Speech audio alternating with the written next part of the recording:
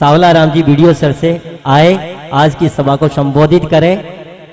सावला Ram ji video sir.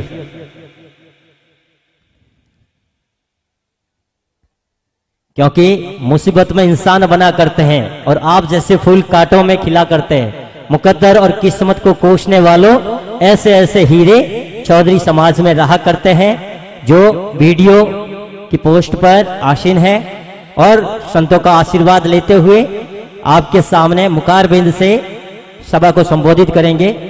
सावला Ram ji video sir.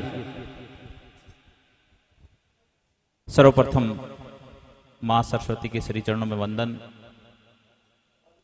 Pipleshwar Mahadev, जागन्नाथ जी महादेव के श्री चरणों में वंदन। यहां विराजमान समस्त संत महात्माओं के श्री चरणों में वंदन। मेरे समक्ष विराजमान पिता तुल्य बुजुर्गों, युवा साथियों, सभी को मेरा वंदन।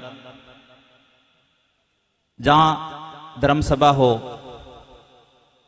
उस समय हमें बोलना ज्यादा उचित नहीं लगता, फिर भी आग्रह होने के कारण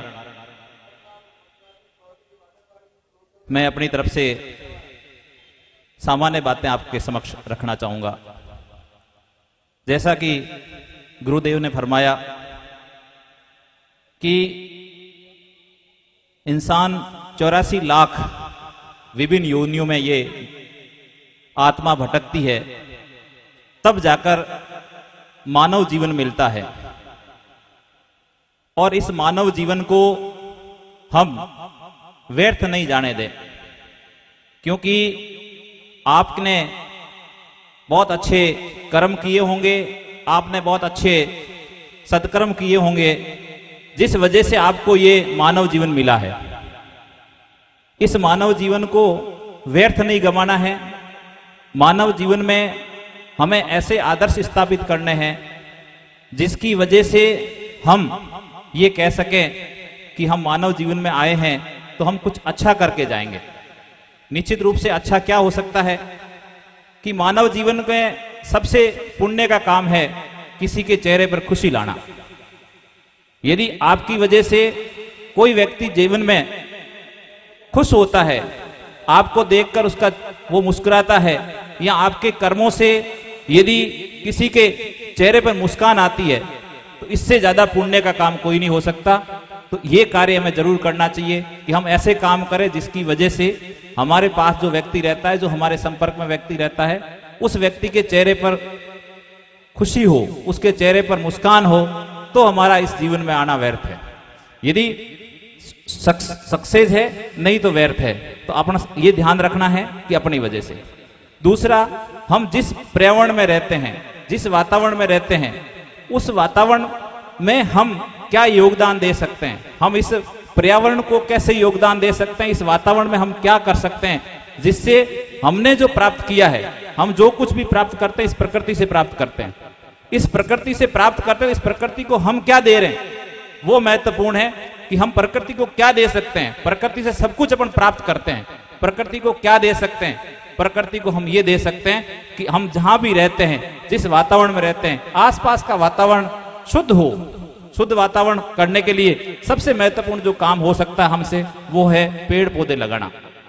हम एक संकल्प रखें जीवन में कि हम 1 वर्ष में 1 पौधा जरूर लगाएंगे। यदि हम 1 वर्ष में 1 पौधा लगाकर उसको यदि जीवित रखते हैं, तो ये हमारा प्रकृति के प्रति बहुत बड़ा योगदान होगा।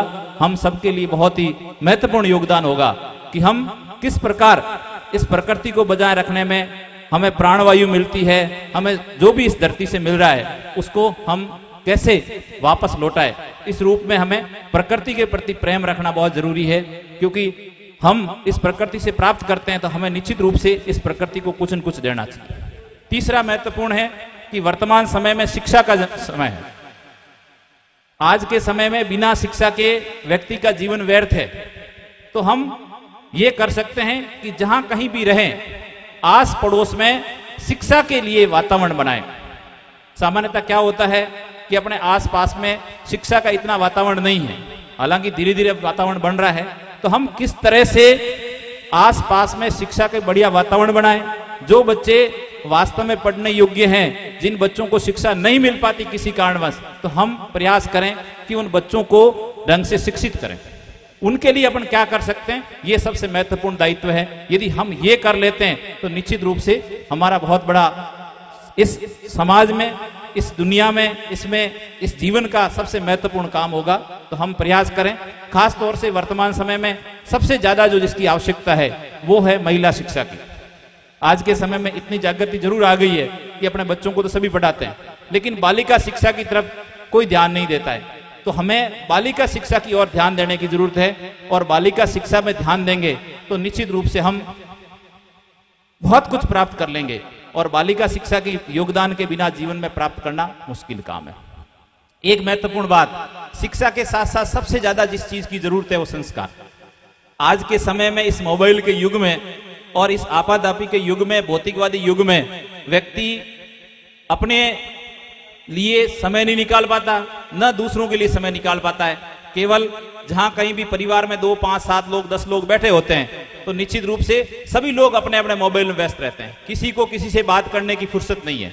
तो निश्चित रूप से इस कारण, आपस में बातचीत नहीं करने के कारण, एकल परिवार होने के कारण बच्चों में संस्कारों की कमी हो रही है। हम फिर बच्चों को कहते हैं कि संस्कार नहीं है, लेकिन कहीं न कहीं इन बच्चों में संस्कार नहीं देने के प्रति यदि सबसे ज्यादा जिम्मेदार तो अपन है। इसलिए अपने को जहां भी संभव हो अपने बच्चों को समय दीजिए। इस मोबाइल के युग में केवल मोबाइल में रील देखने से, मोबाइल में फेसबुक पर बातचीत करने से, फेसबुक पर या इंस्टाग्राम पर कोई फॉलोवर्स बढ़ाने से जीवन का लक्ष्य प्राप्त नहीं होगा। हमें अपने